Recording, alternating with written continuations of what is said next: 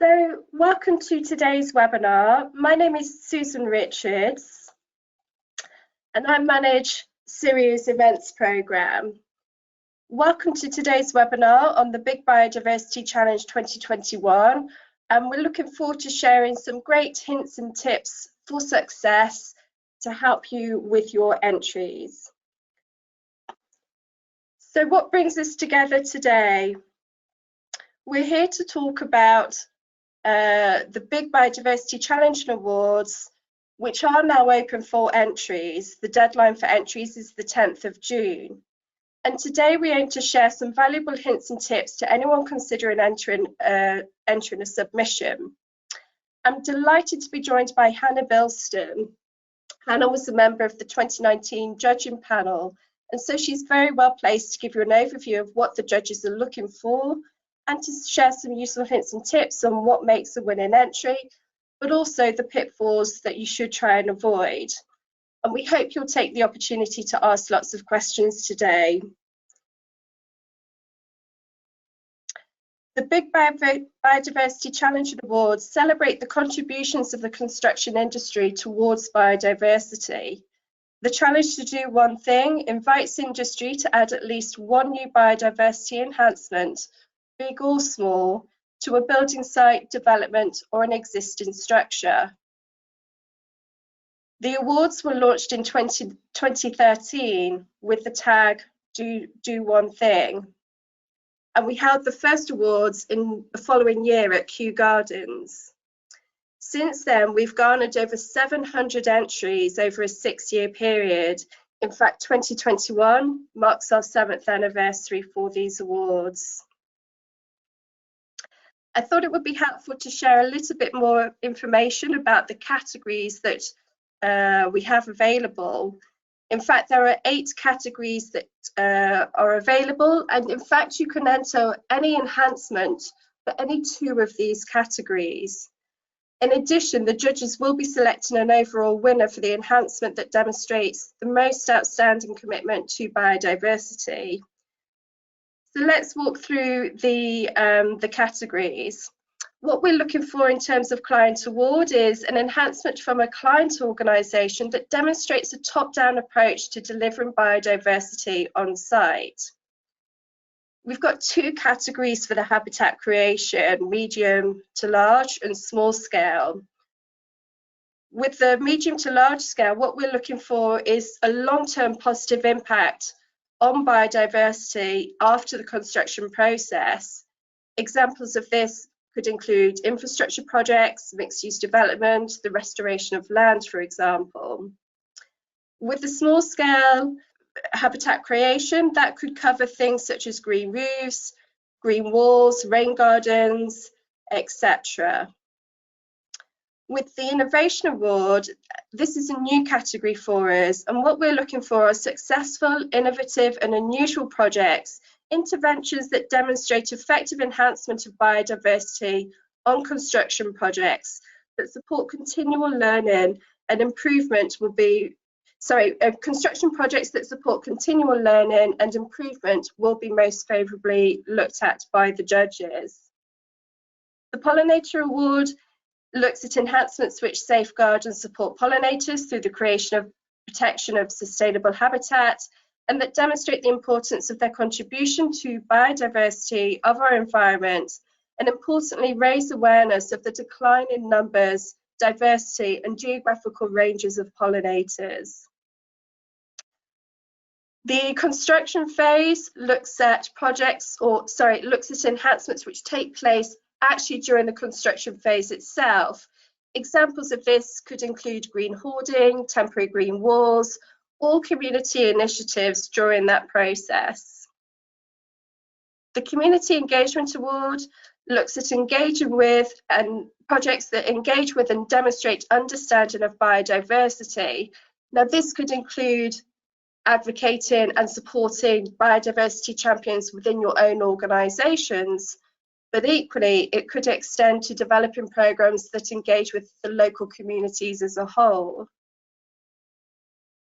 And then finally, the Biodiversity Legacy Award looks at making looks at enhancements which make a long-term commitment to improving biodiversity on site. This could include the collection of baseline data, monitoring the impact of interventions, the introduction of management enhancement plans and alternative approaches to maintenance schedules and planting policies, for example. So I hope that gives you an insight as to what categories are available and which might be most relevant to you. And I'd like to give a special mention to our Client Award sponsor, Kier, and our overall prize sponsor, Wildflower Turf. So before I introduce you to Hannah, we've got a couple of polls that we plan to carry out. So I'll just get the first one of those launched on your screens.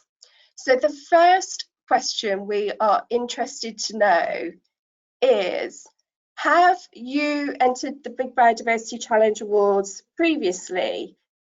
So if you could indicate whether you've been whether you submitted entries previously to these awards, that would be interesting for us to know. I'll just give you a few more seconds to respond on those. It's quite a rough split. So a quarter of you have approximately, but 3/4 of you haven't. So that's interesting. So the next question we'd like to ask is, presumably the reason you're here today is because you're interested in entering the awards. So which category are you interested in entering? Now, unfortunately, we only have, of the 8 categories, a couple of those categories are bunched together. But if you could just indicate which category most interests you, that would be interesting to know. So, as I mentioned, roughly 40% of you are interested in the habitat creation, 27%, so almost a third of you interested in innovation or the construction phase categories, and then a mix across the board for the others. And then one final question. We're really interested to know what these awards mean to you. Why would you most want to win? So as the results are coming through, biodiversity is a big motivation for all of you, but equally, all of those really resonate with you. So thank you for participating in our polls today. That's really helpful to get that insight from each of you. So without further ado, I think it's interesting for you to hear firsthand from one of our judges. So I'm delighted to introduce to you Hannah Bilston. Hannah's a chartered ecologist and associate director at WSP. Her experience include protected species, particularly bats, and biodiversity net gain. She's got a particular interest in how biodiversity can be incorporated into new developments in a meaningful way to benefit people as well as nature. And it's interesting to note that Hannah's been involved in Syria's biodiversity interest group since its inception and years ago. So Hannah, welcome to the webinar. Just give you control of the screen, and we look forward to hearing what you've got to share with us today. Lovely, thank you. Can you hear me okay? Yes, we can. Great, thank you. So yes, as I've been involved with Syria and the Biodiversity Interest Group, or BIG, for about 10 years and have acted as a judge for the awards on a number of occasions. I think it's really interesting how the awards have evolved over time. Entries have definitely we've got a little bit more sophisticated. It's interesting seeing some of the trends that have sort of come and gone. So one of them, there was a definite trend towards creating hanging baskets out of old hard hats. We saw quite a few award entries with that element. But then there's trends that I think will probably are here to stay, such as photos of kids creating bug hotels out of old pallets. So we normally had the judging days in the Syria offices in London, and the judging panel, it was normally made up of a mixture of people from right across the industry, which is really nice. So clients, developers, architects, consultants, and also people from the charity sector. I found that the judging days are always an interesting way of coming together and getting a range of different opinions and perspectives, and having a good discussion about about the merits of the different case studies that we're looking at. I think it's really great that people are definitely more aware of the importance of wildlife and the role development can actually play in conserving and enhancing biodiversity. And I do think that the awards are a lovely, positive way for the great work that we all know is happening across the UK to be celebrated and promoted. So over the next 15 minutes, I'll talk to you about some hints and tips that'll hopefully help you with your award entries this year. It's nice to see that we've got a number of people that haven't entered yet, so hopefully will inspire you to put your projects forward. So I've based the presentation that I'll be doing on the template. So if you haven't already seen it, you can download the award template from the website. And the tips, I would say, are very practical, and will highlight some really positive examples from previous year's winners, which I think would be really helpful. So as I said, the entry can be found on the CIRIA website. If you search for big, and then it's the Get Involved tab.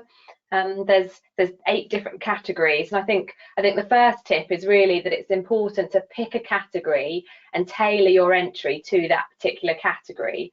As we've mentioned, CIRIA allow the entry of projects into, I think it's a maximum of 2 categories, and if this is what you'd like to do, for example, if you have a project which is small scale but also really nice for pollinators, you might want to enter it into both categories. But I think it's important that the relevant elements of the projects in relation to the category are really nicely set out clearly. So this is a really good opportunity to really set the scene in this first page, to talk about the baseline conditions and the rationale. So one of the things that I would say that the judges would all thank you for is being very concise. So sticking as closely as possible to the word count, I think is really important. We're obviously not going to painstakingly count all the words like I think some awards do, but I think sticking to it would be very appreciated. Having the biodiversity conditions on the site set out really clearly and succinctly is really important. So that can be done pretty briefly, and I've seen that done briefly and effectively. Before and after photos can actually work really nicely, I would say. That makes then the judge's job understanding the uplift in the value and the effort that was put into the enhancement of the project in a really clear way.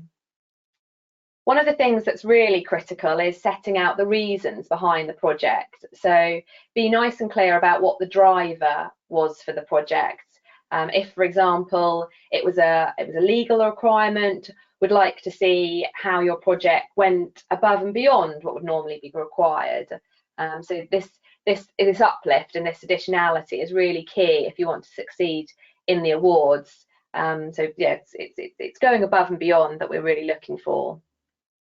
With regard to the photos, I think, as I mentioned, before and after photos are really nice. Also good photos that make the entry really stand out. As you might appreciate, some years we get a huge number of entries, and I think making sure that your photos that are really nice and unique to the site help your case study pop maybe more than others.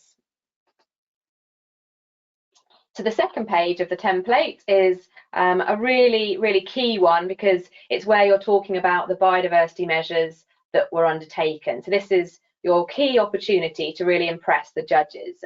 I think I've seen this work in a variety of ways, and I think probably bullet points is a nice way, again with lots of photos. Where projects are really clear about their consideration of the end user, be that people and as well as wildlife, that's really nice to see as a judge. So being clear that the enhancement maybe has had a positive impact on certain stakeholders. Perhaps if you've got some nice feedback or quotes, that can work really well. Things like showing people on benches enjoying the wildlife, that can be nice, or children enjoying the intervention if that's appropriate. Think carefully, I would say, about the suitability of the biodiversity measure. So sometimes it can be easy to think that putting a bug hotel in is an easy win, but if it's in an area with limited vegetation and no flowering plants, that might not be so suitable, as the insects might not be there to then use the hotel. I think the build it and they will come attitude is a good one, but where it could be reasonably expected that the species that you have in mind that your enhancement would benefit can actually reach the habitat. So the judges do like to see where the enhancement is appropriate locally, and also where possible but not essential, but where it links into wider landscape features. That's really nice. I think that as a judge, it's great to see where the person putting in the award has really thought about where the habitat will function and thrive, and that's ideally done prior to embarking on the project. Obviously, ideas evolve over time, and seeing that evolution is really key as well. One thing that I think we've really liked to see is linked in with local targets, for example, for species recovery. So that could be species of principal importance, previous local bat species, or targeting a particular group of species. That can be nice.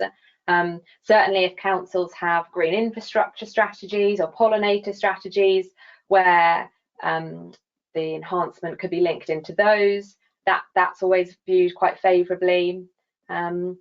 Also thinking about the enhancement in terms of the sustainability of it, the replicability and creativity, that they're really sort of three key things. So in regard to sustainability, thinking about the future maintenance. So we don't want to see hugely water intensive projects, for example. Low maintenance regimes are particularly where they're appropriate, I think are really favoured. One other thing is thinking about the reuse of material. So on that, as I mentioned previously, so old material that can be used for bug hotels. Also, I think there's a big thing in terms of the reuse of materials in relation to soil. So I know that can be a real big issue for construction sites. So thinking about where that can be used actually usefully on site, be that maybe habitat bunds that potentially have great suitability for amphibians and reptiles, or potentially butterflies. There might be opportunities to get advice from ecologists and potentially wildlife charities about how bunds could then be created to then really help the species that you might want to be thinking about targeting on the site. If the project has got, unfortunately, unavoidable felling of trees, then thinking about how the trees could be used for habitat piles, but then also linking to what I'm thinking about in terms of creativity, thinking about potentially planting the trunks and then actually having a collection of trunks planted together to provide habitat for invertebrates who really like dead wood, for stag beetles, for example. So replicability, this is important. So thinking about, could the intervention be used on other sites easily? That's always one thing that judges are really keen to look at. And then where people have used their imagination. So innovative designs are also really favoured. So finally, in the last page of the award, we're really interested in hearing about the success of the intervention. So we want to read about if there's particularly been monitoring activities that have then been able to demonstrate this uplift in value in the site, potentially in the form of wildlife recorded, and as I mentioned before, potentially feedback from stakeholders. I think where the enhancement can be quantified is really helpful, and I think also it adds credibility to your entry. So for example, being really clear on the number of bat boxes that were installed and for example the length of hedgerow planted, or sometimes people actually quantify the number of volunteer hours that have been used on a project. Those sort of things really help paint the picture in the judge's mind about the case studies, which is really nice. Judges, as I mentioned before, they like to see how things have sort of developed and evolved, and so aiding our understanding of the journey that you went through by, for example, sharing particular lessons learned, that can be really key to put into the case study submissions. One thing that I would say is to avoid repetition. So in the final question that asks about the motivation for carrying out the enhancement, we need to make sure that that doesn't repeat with what has been previously said in the first page, which is about the reasons behind the project.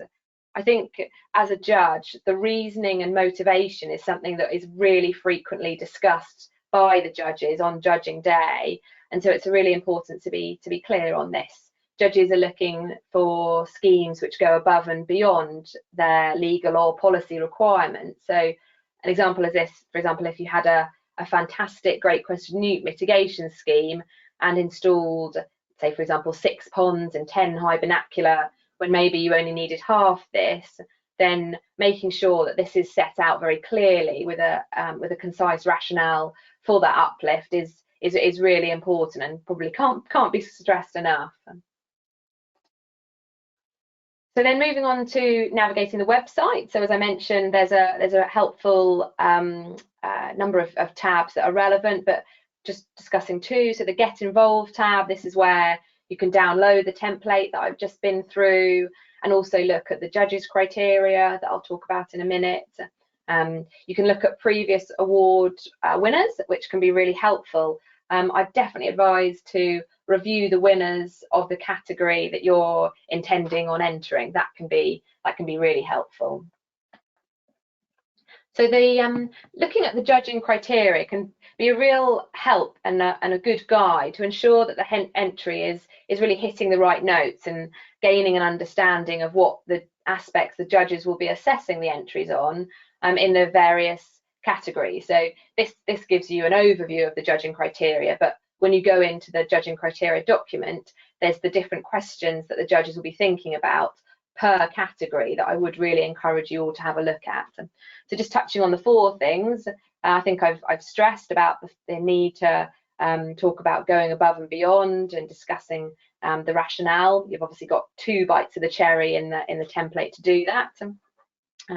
Consideration of biodiversity, so particularly at the start, thinking about how that you've planned the project and how you've executed it to really benefit wildlife and community in a meaningful way.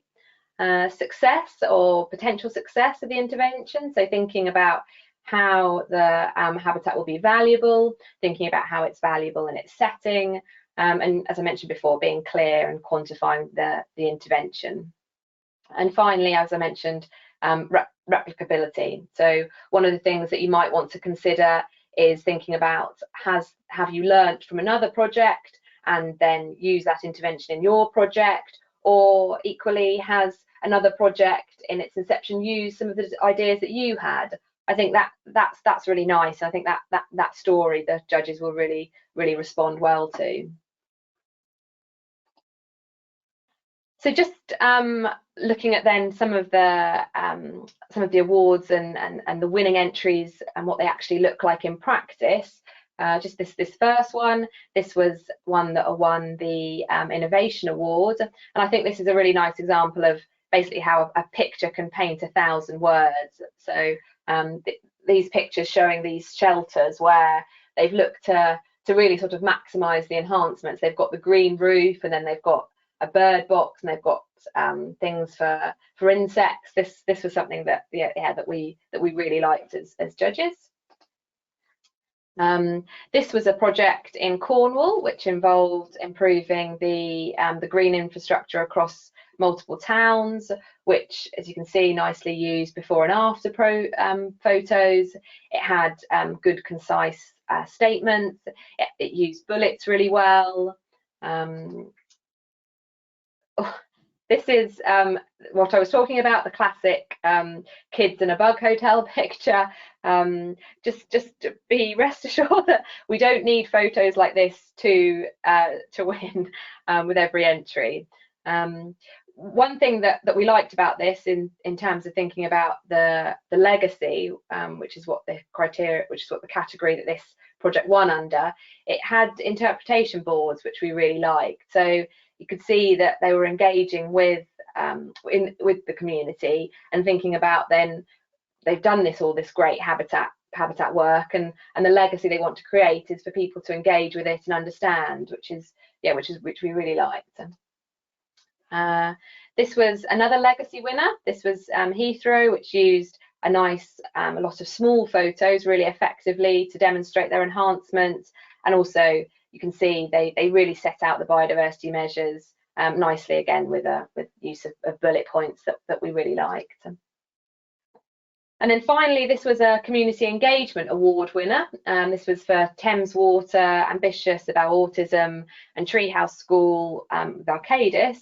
This was a project that we found that the award entry was very clear. It detailed the ecological benefits very nicely. It talked about feedback. There was a clear community motivation for undertaking the project, and that was really nicely set out. So I think all of those things really helped contribute to the success of this case study that was submitted. So just finally, I think I'd say that it's important to spend time thinking about the case study and pulling it together using the template. And I'd suggest, once you have, asking a member of your project team to read and review the entry, and hopefully they'll be able to give you some really good tips for improvement. And then just finally, I think just to say that the judges do enjoy reading entries which are really focused, succinct, and, as I mentioned before, tell a really nice, meaningful story. That's it. So I think now it's time for questions. Thank you so much, Hannah.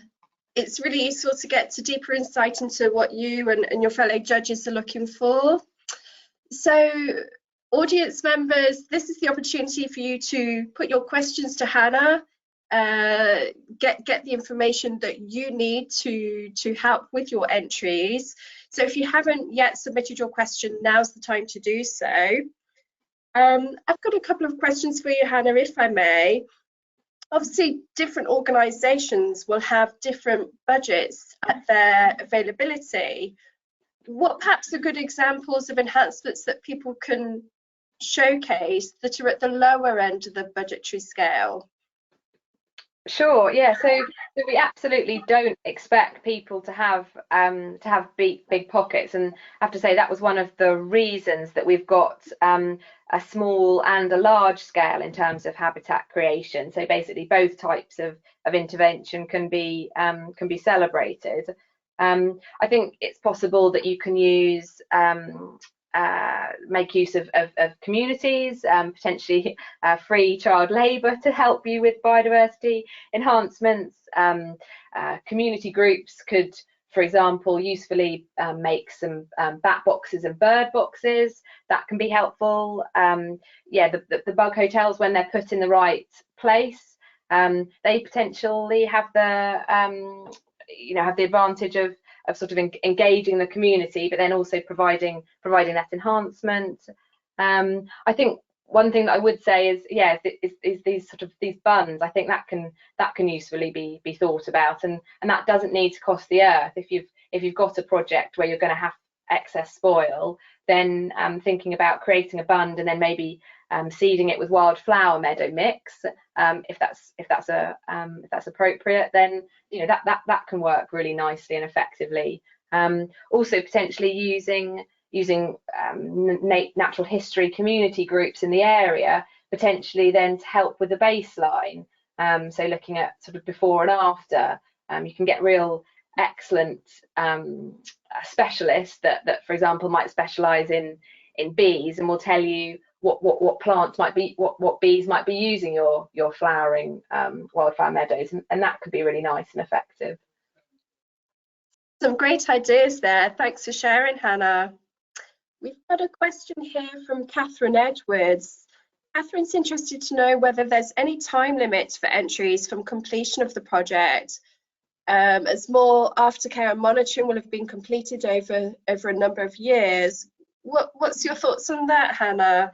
Yes, yeah, I don't, not to my knowledge, I don't think there are any time limits. And I think actually where you can really demonstrate the success and that your ideas have really been realised or potentially exceeded, I think that's really nice, and it's something that certainly the judges would really value. So where you can show, yeah, the habitat's really well established and you've got a range of species using it, and potentially where appropriate you've got community involvement, all those things we, you know, as judges we really appreciate takes time, and so where it's appropriate to wait a few years, that's completely fine. Yeah, no problem at all with that.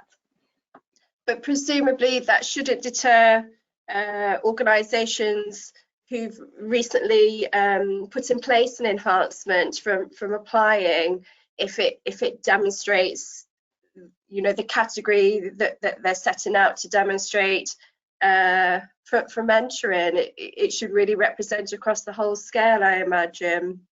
Yes, absolutely. Yes, sometimes enhancements can be realised relatively quickly, and you can get quick gains for nature, and so yeah, those I would then encourage those to be entered as well. Super. So thanks, Catherine, for your question. Here, David Ruddock would like to know, he's got two questions in fact. The first of which is, to what extent are collaborative projects particularly favoured when the judges are assessing entries? And as a follow-up question, he's also curious to know how many entries do we receive overall, and which is the most popular category that people are drawn towards? Yeah, they're good questions. So people do like to see collaboration. It's nice to see, but it's not essential. I certainly think where the collaboration is meaningful. So with the last project that I showed, there was a nice collaboration with actually quite a number of bodies, and the judges did really like that entry. But I think where you've got a project where there isn't any collaboration, but actually the biodiversity enhancement's really meaningful, that also has a good amount of weight. So I'd really encourage to have a look at the different criteria that the judges are going to be looking at, specifically tailored to each of the categories, because obviously with community engagement we'd expect to see greater collaboration than we might with an award for innovation, for example. Suzanne, could you remind me what was the second question? Yeah. He was interested to know which is the most popular category that people are drawn towards, and typically how many entries do we receive?